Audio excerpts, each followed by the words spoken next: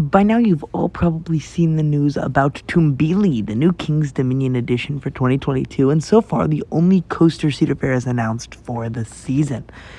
King's Dominion's getting one of these, S&S 40 free spins. This one's kind of similar to Dragon Slayer, not as much to the Joker. It's one of the shorter ones. I personally, I heard a lot of people say Dragon Slayer was going to be better than the Joker before I'd ridden it. And I went out to Adventureland this season, and I honestly could not tell a difference. I mean, I knew there was a difference. I could tell a difference in layout, but maybe it was just the ride I got. I didn't spend any more than I do on a Joker clone. But I think this looks like an awesome addition. For one, King's Dominion does not have a spinning coaster. They don't have a wing coaster, so this, knocks off some of the things they need. It also doesn't take up too much land. And, I've heard some people perhaps not be super happy that this is what's replacing Volcano, but this is not Volcano's replacement. That's the thing. It takes up so little land. They still have a ton to work with for a bigger replacement down the line once they've fully recovered from the pandemic. And, right now, I'm just happy they got anything, and I'm especially happy that it's a free spin because that means Cedar Fair has the possibility to get some free spins at other parks. And I know that may not be good news to some people, but it sure is to me. I love free spins.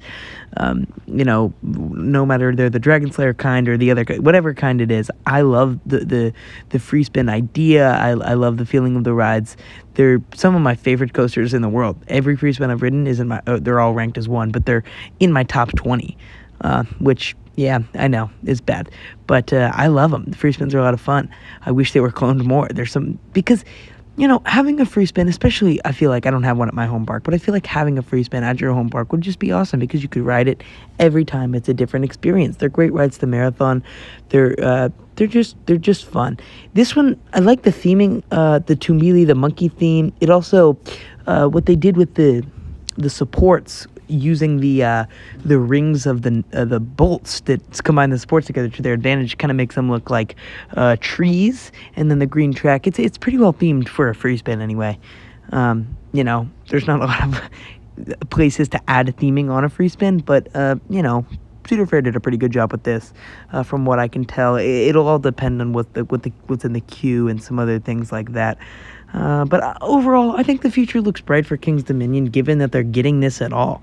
I think, this is showing that Cedar Fair is interested in investing in King's Dominion, even if it's maybe not the biggest investment in the world, it's something. And I'm sure because it's a small footprint, they will be getting something else in the near future. Now, it all depends on how much this boosts their attendance and how much they've recovered from COVID in the next couple of years, and what Cedar Fair will be doing at some of their other parks. But I think 2022 is shaping up to be a pretty good year for coasters, even having been through a pandemic with Dr. Diabolicals and Tumbili. There's not a ton going on, but what is happening does honestly look pretty good. So I can say, for me personally, I don't think this is a bad addition. I'm happy about it. I hope Kings Island gets one, to be honest with you. I hope we get a mock multi-launch in Vortex's land, and then we remove in Vertigo, put a free spin out there. I'm just saying, it would be awesome. Free spins are fun rides, and,